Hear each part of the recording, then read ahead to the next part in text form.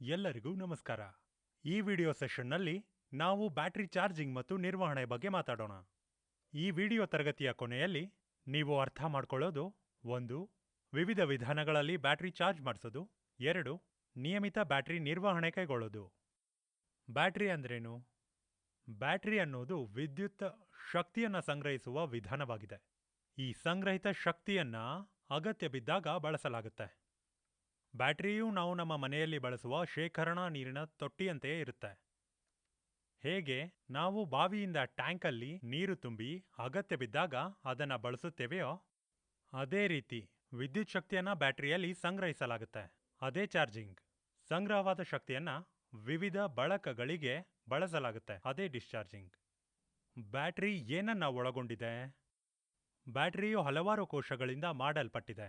ಜೈಲಲ್ಲಿರುವ ಜೈಲು ಕೋಶಗಳಂತೆ ಅಥವಾ ಶಾಲೆಯ ತರಗತಿ ಕೊಠಡಿಗಳಂತೆ. ಈ ಕೋಶಗಳನ್ನು ಎಲೆಕ್ಟ್ರೋಕೆಮಿಕಲ್ ಸೆಲ್ಸ್ ಎಂದು ಕರೆಯಲಾಗುತ್ತೆ. ಪ್ರತಿಯೊಂದು ಕೋಶವು ತನ್ನದೇ ಆದ ವೋಲ್ಟೇಜ್ ಅಥವಾ EMF ಅನ್ನು ಹೊಂದಿರುತ್ತೆ. ಅವುಗಳನ್ನು ಸರಣಿಯಲ್ಲಿ ಜೋಡಿಸಿ ಸಂಪರ್ಕಿಸಲಾಗುತ್ತೆ. ಸಾಮಾನ್ಯವಾಗಿ ಕೋಶವು ಪರಸ್ಪರ ಸ್ಪರ್ಶಿಸದಂತೆ ಪ್ರತ್ಯೇಕವಾಗಿ ಜೋಡಿಸಲಾದ 2 ಫಲಕಗಳು ಅಥವಾ ವಿದ್ಯುತ್ ದ್ವಾರಗಳನ್ನು ಹೊಂದಿದೆ. ಅವುಗಳಲ್ಲೊಂದು ಧನಾತ್ಮಕ ಆವೇಶ ಹೊಂದಿದೆ, ಅದನ್ನು ಆ್ಯನೋಡ್ ಎನ್ನಲಾಗುತ್ತೆ. ಇನ್ನೊಂದು ಋಣಾತ್ಮಕ ಆವೇಶ ಹೊಂದಿದೆ, ಅದನ್ನು ಕ್ಯಾಥೋಡ್ ಎನ್ನಲಾಗುತ್ತೆ. ಸರಣಿಯಲ್ಲಿ ಕೋಶಗಳನ್ನು ಹೊಂದಿಸುವುದರಿಂದ ಹೆಚ್ಚು ವೋಲ್ಟೇಜ್ ಸಿಗುತ್ತೆ. ಹಾಗಾಗಿ ಬ್ಯಾಟರಿಗಳಲ್ಲಿ ಕೋಶಗಳು ಸರಣಿಯಲ್ಲಿ ಹೊಂದಿಸಲಾದ್ದರಿಂದ ಅಪೇಕ್ಷಿತ ವೋಲ್ಟೇಜ್ ಪಡೆಯುತ್ತೆ. 12 ಬ್ಯಾಟರಿ ವೋಲ್ಟೇಜ್ ಅನ್ನು ಪಡೆಯಲು 6 ಸಂಖ್ಯೆಯ 2 ವೋಲ್ಟ್ ಕೋಶಗಳನ್ನು ಸರಣಿಯಲ್ಲಿ ಸಂಪರ್ಕಿಸಲಾಗುತ್ತೆ. ಹಾಗೆಯೇ ನೀವು ವಿಭಿನ್ನ ವೋಲ್ಟೇಜ್ಗಳೊಂದಿಗೆ ವಿಭಿನ್ನ ಸಂಖ್ಯೆಯ ಕೋಶಗಳನ್ನು ಸಂಪರ್ಕಿಸಿದ್ರೆ ಬಯಸಿದ ವೋಲ್ಟೇಜ್ ಅನ್ನು ಸಾಧಿಸಬಹುದು. ಈ ಕೋಶಗಳು ವಿದ್ಯುತ್ ಶಕ್ತಿಯನ್ನು ನಡೆಸಬಲ್ಲ ವಿದ್ಯುತ್ ವಿಚ್ಛೇದ ಎಂಬ ದ್ರವದಲ್ಲಿ ಮುಳುಗಿಸುತ್ತಾರೆ.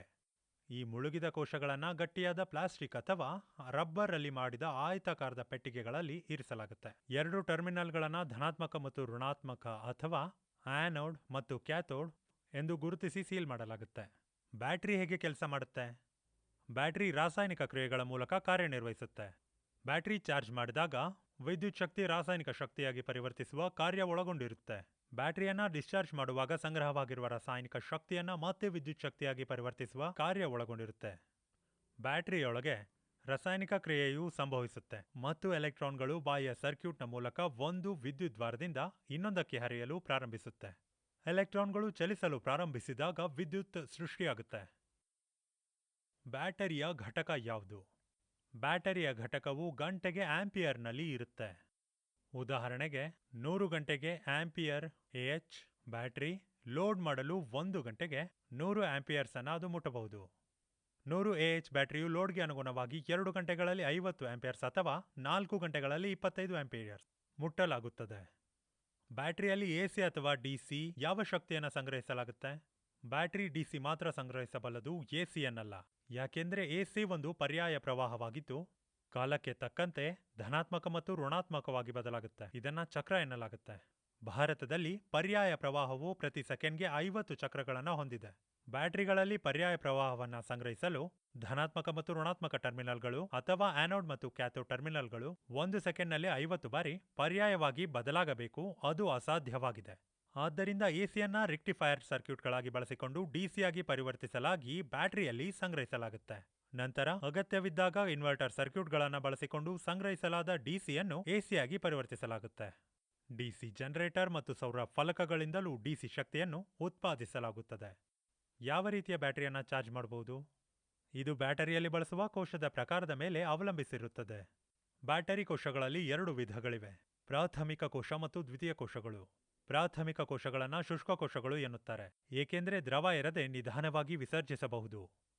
ಪ್ರಾಥಮಿಕ ಕೋಶಗಳು ಸೋಡಿಯಂ ಹೈಡ್ರಾಕ್ಸೈಡ್ ಅಥವಾ ಪೊಟ್ಯಾಷಿಯಂ ಹೈಡ್ರಾಕ್ಸೈಡ್ ಅನ್ನು ವಿದ್ಯುತ್ ವಿಚ್ಛೇದವಾಗಿ ಬಳಸುತ್ತೇವೆ. ಈ ಪ್ರಾಥಮಿಕ ಕೋಶಗಳು ಡಿಸ್ಚಾರ್ಜ್ ಮಾಡಬಹುದು, ಆದರೆ ಮತ್ತೆ ಚಾರ್ಜ್ ಮಾಡಲು ಸಾಧ್ಯವಿಲ್ಲ.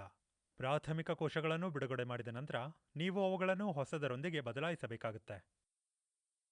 ಡೇನಿಯಲ್ ಜೀವಕೋಶ ಮತ್ತು ಲೆಕ್ಲಾಂಜೆ ಜೀವಕೋಶ ಮುಖ್ಯ ಪ್ರಾಥಮಿಕ ಜೀವಕೋಶಗಳು.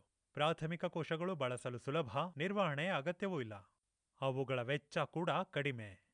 ರಿಮೋಟ್ ಕಂಟ್ರೋಲ್ ಮತ್ತು ಆಟದ ಸಾಮಾನುಗಳಲ್ಲಿ ಈ ಪ್ರಾಥಮಿಕ ಜೀವಕೋಶಗಳನ್ನು ಬಳಸಲಾಗುತ್ತೆ. ದ್ವಿತೀಯ ಕೋಶಗಳು ಎಲೆಕ್ಟ್ರೋಕೆಮಿಕಲ್ ಕೋಶಗಳಾಗಿವೆ. ಅವುಗಳು ವಿದ್ಯುತ್ ಶಕ್ತಿಯನ್ನು ರಾಸಾಯನಿಕ ಶಕ್ತಿಯಾಗಿ ಮತ್ತು ರಾಸಾಯನಿಕ ಶಕ್ತಿಯನ್ನು ವಿದ್ಯುತ್ ಶಕ್ತಿಯಾಗಿ ಪರಿವರ್ತಿಸುತ್ತವೆ. ಇದನ್ನು ಕ್ರಮವಾಗಿ ಚಾರ್ಜಿಂಗ್ ಮತ್ತು ಡಿಸ್ಚಾರ್ಜ್ ಎಂದು ಕರೆಯಲಾಗುತ್ತೆ. ಚಾರ್ಜ್ ಅನ್ನು ಬಳಸಿದ ನಂತರ ಅಥವಾ ಡಿಸ್ಚಾರ್ಜ್ ಮಾಡಿದ ನಂತರ ವಿದ್ಯುತ್ ಛೇದವಾದ ಸಲ್ಫ್ಯೂರಿಕ್ ಆಮ್ಲದ ಕಾರಣದಿಂದಾಗಿ ಅದನ್ನು ಮತ್ತೆ ಚಾರ್ಜ್ ಡಿಸ್ಚಾರ್ಜ್ ಮಾಡಬಹುದು. ಆದ್ದರಿಂದ ಬ್ಯಾಟರಿಯನ್ನು ಡಿಸಿ ಪೂರೈಕೆಗೆ ಜೋಡಿಸುವ ಮೂಲಕ ದ್ವಿತೀಯ ಕೋಶವನ್ನು ಹೊಂದಿರುವ ಬ್ಯಾಟರಿಯನ್ನು ರೀಚಾರ್ಜ್ ಮಾಡಬಹುದು. ಈ ಬ್ಯಾಟರಿಗಳನ್ನು ಲೀಡ್ ಆಸಿಡ್ ಬ್ಯಾಟರಿ ಎನ್ನಲಾಗುತ್ತೆ. ಆಟೋಮೊಬೈಲ್ಗಳಲ್ಲಿ ಮತ್ತು ಇನ್ವರ್ಟರ್ ಸರ್ಕ್ಯೂಟ್ಗಳಲ್ಲಿ ಬಳಸಲಾಗುತ್ತೆ. ಈ ಬ್ಯಾಟರಿಗಳಿಗೆ ಆಗಾಗ್ಗೆ ನಿರ್ವಹಣೆ ಅಗತ್ಯವಿರುತ್ತೆ ಮತ್ತು ಪ್ರಾಥಮಿಕ ಕೋಶಗಳಿಗೆ ಹೋಲಿಸಿದ್ರೆ ಬ್ಯಾಟರಿಯ ವೆಚ್ಚ ಕೂಡ ಹೆಚ್ಚು. ನಾವು ಚಾರ್ಜ್ ಮಾಡುವ ಚಾರ್ಜಿಂಗ್ ವಿಧಾನಗಳ ಬಗ್ಗೆ ಚರ್ಚಿಸೋಣ. ಸಾಮಾನ್ಯವಾಗಿ ಚಾರ್ಜ್ ಮಾಡಲು 3 ವಿಭಿನ್ನ ವಿಧಾನಗಳಿವೆ. 1. ಬ್ಯಾಟರಿ ಚಾರ್ಜರ್ ಬಳಸುವುದು. 2. ಸ್ಥಿರ ವೋಲ್ಟೇಜ್ ವಿಧಾನ. 3. ಸ್ಥಿರ ವಿದ್ಯುತ್ ವಿಧಾನ. ಮೊದಲು ಬ್ಯಾಟರಿ ಚಾರ್ಜ್ನೊಂದಿಗೆ ಬ್ಯಾಟರಿಯನ್ನು ಚಾರ್ಜ್ ಮಾಡುವುದರ ಜೊತೆಗೆ ಪ್ರಾರಂಭಿಸೋಣ. ಈ ರೀತಿಯ ಬ್ಯಾಟರಿ ಚಾರ್ಜಿಂಗ್ ಸ್ವಯಂಚಾಲಿತ ಬ್ಯಾಟರಿ ಚಾರ್ಜಿಂಗ್ ಆಗಿದೆ. ಬ್ಯಾಟರಿ ಚಾರ್ಜಿಂಗ್ ಎನ್ನುವುದು ವಿಭಿನ್ನ ವೋಲ್ಟೇಜ್ ಸೆಟ್ಟಿಂಗ್ಗಳನ್ನು ಹೊಂದಿರುವ ಸಾಧನ. ಇದರಿಂದ ನೀವು ಚಾರ್ಜ್ ಮಾಡಲು ಜೋಡಿಸಿದ ಬ್ಯಾಟರಿಗೆ ಸಮಾನವಾದ ವೋಲ್ಟೇಜ್ ಅನ್ನು ಇಡಬಹುದು. ಸ್ವಯಂಚಾಲಿತ ಬ್ಯಾಟರಿ ಚಾರ್ಜರ್ ಉಪಕರಣವು 230 ವೋಲ್ಟ್ ಎಸಿಯಿಂದ 48 ವೋಲ್ಟ್ ಎಸಿವರೆಗಿನ ಸ್ಟೆಪ್ ಡೌನ್ ಟ್ರಾನ್ಸ್ಫರ್ ಅನ್ನು ಒಳಗೊಂಡಿರುತ್ತದೆ. ಈ 48 ವೋಲ್ಟ್ ಎಸಿಯನ್ನು 48 ವೋಲ್ಟ್ ಡಿಸಿಗೆ ಪರಿವರ್ತಿಸಲು ಸರ್ಕ್ಯೂಟ್ಗೆ ರೆಕ್ಟಿಫೈಯರ್ ಜೋಡಣೆ ನೀಡಲಾಗುತ್ತೆ. ಈ 48 ವೋಲ್ಟ್ಗಳು ವೇರಿಯೇಬಲ್ ರೆಸಿಸ್ಟರ್ ಅಥವಾ ರಿಯೋಸ್ಟಾಟ್ನೊಂದಿಗೆ ಸಂಪರ್ಕ ಹೊಂದಿವೆ. ಇದರಿಂದ ನೀವು ಇದನ್ನು 0 ಇಂದ 48 ವೋಲ್ಟ್ ವರೆಗೆ ಬದಲಾಯಿಸಬಹುದು.